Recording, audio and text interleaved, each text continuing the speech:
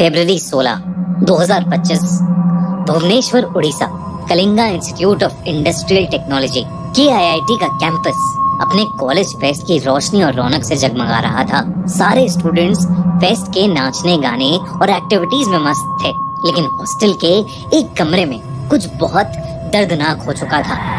कुछ ऐसा जिसने 2 देशों को हिला दिया और ये सवाल उठाने पर मजबूर कर दिया कि क्या किसी इंस्टीट्यूशन का नाम किसी की जान से ज्यादा जरूरी है। ये कहानी है प्रकृति लामसाल की।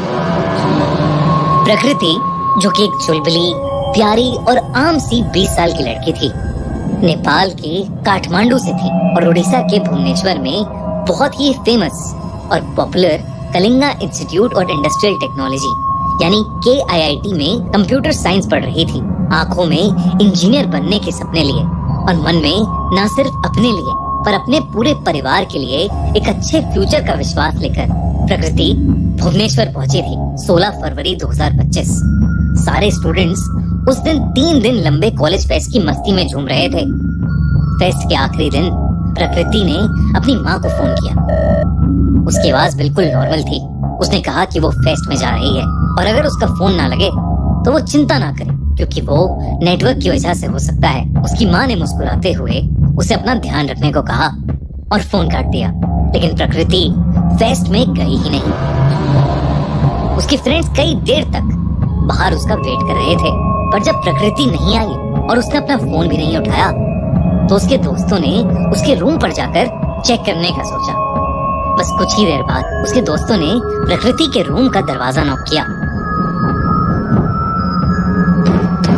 जब कोई जवाब नहीं मिला तो डर कर उन्होंने बाकी स्टूडेंट्स, प्रकृति के कजिन्स और कॉलेज स्टाफ को बुलाया।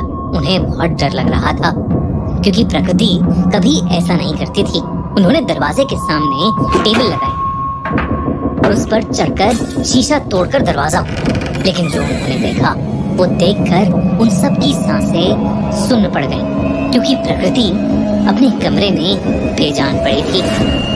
उसके दोस्तों को कुछ समझ नहीं आ रहा था। उसके 2 कजिन्स जो वहाँ खड़े थे एकदम शांत हो गए। उसके एक कजिन सिद्धांत ने तुरंत पुलिस को फोन करके बुलाया और FIR लिखवाई। पुलिस जब तक वहाँ पहुंची तब तक कॉलेज ने बॉडी पहले ही हॉस्पिटल भिजवा दी थी। वहाँ मौजूद गर्ल्स हॉस्टल के स्टूडेंट्स के मुताबिक हॉस्टल वार्डन ने पुलिस के आने से पहले ही प्रकृति के फोन, लैपटॉप और डायरी को वहाँ से हटा दिया था। इससे कई स्टूडेंट्स के मन में ये डाउट आया कि कॉलेज शायद क्राइम सीन के साथ टैंपर कर रहा है।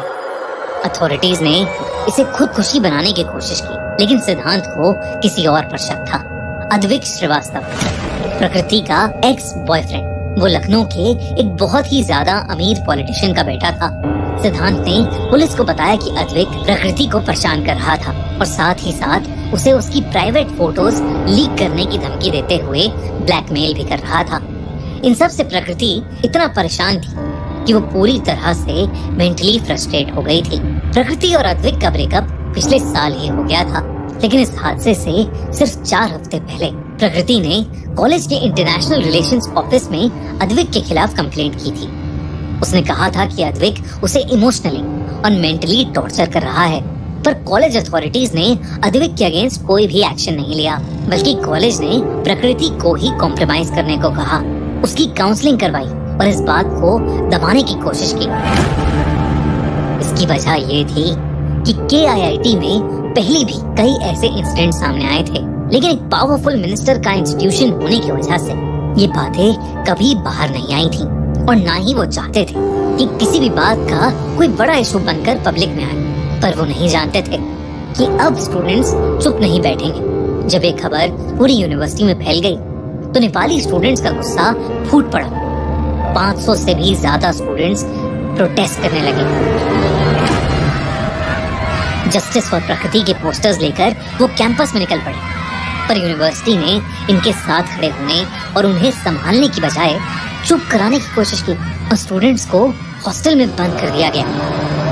अगली सुबह तक प्रोटेस्ट और ज्यादा बढ़ गए। सबको प्रकृति के लिए इंसाफ चाहिए था, क्योंकि KIIT अथॉरिटीज चाहती तो ये सब बहुत पहले ही रोका जा सकता था।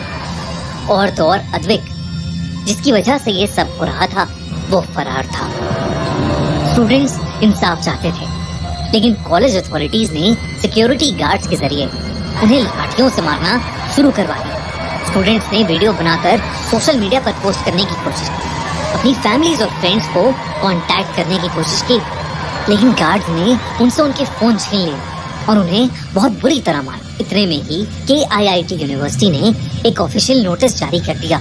उस नोटिस के मुताबिक सारे नेपाली स्टूडेंट्स उस कॉलेज से सस्पेंड कर दिए गए थे और उन्हें कॉलेज और हॉस्टल तुरंत वेकेट करने के लिए बोला गया।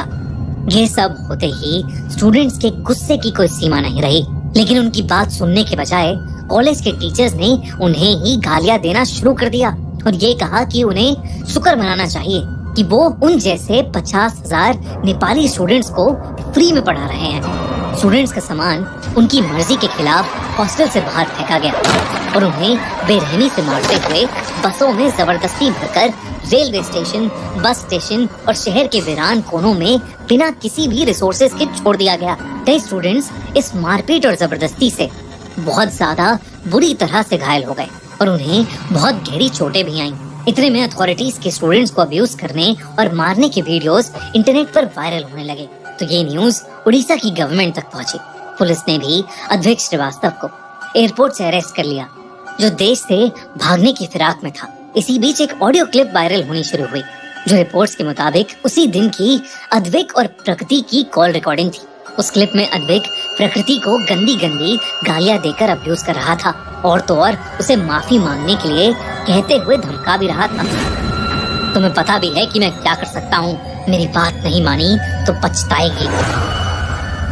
ये शब्द सिर्फ उस ऑडियो क्लिप में ही नहीं, हर उस इंसान के कान में गूंज रहे थे जो प्रकृति को जानता था। ये न्यूज जब वीडियोस और सोशल मीडिया के जरिए नेपाल गवर्नमेंट तक पहुंची, तो नेपाल के प्रधानमंत्री KP शर्मा ओली ने इंडियन एम्बेसी को इस मामले में तुरंत इंक्वायरी की मांग की और साथ ही साथ 2 स्पेशल ऑफिसर्स को नेपाल से इस केस को इन्वेस्टिगेट करने के लिए इंडिया भी भेजा। उड़ीसा गवर्नमेंट ने इंक्वायरी कमेटी बनाई और 6 लोगों को अरेस्ट किया गया, जिसमें अद्वैत श्रीवास्तव और यूनिवर्सिटी के सीनियर ऑफिशियल्स भी शामिल थे।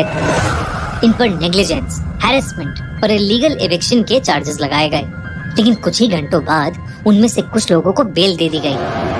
जब ये न्यूज इंटरनेशनल लेवल तक फैल गई, तो अपनी इज्जत बचाने के लिए KIIT ने बेशर्मों की तरह स्टूडेंट्स को वापस आने की रिक्वेस्ट करी और मैटर को दबाने की कोशिश की, लेकिन सभी स्टूडेंट्स ने उनके साथ हुई बदतमीजी और इनजस्टिस की वजह से यूनिवर्सिटी अथॉरिटीज की इस रिक्वेस्ट को साफ इनकार कर दिया। वहीं अद्वैत और उसकी दोस्त की ऑडियो क्लिप्स भी वायरल हुई, जहां वो प्रकृति के बारे में बहुत बेहुदा बातें कर रहे थे।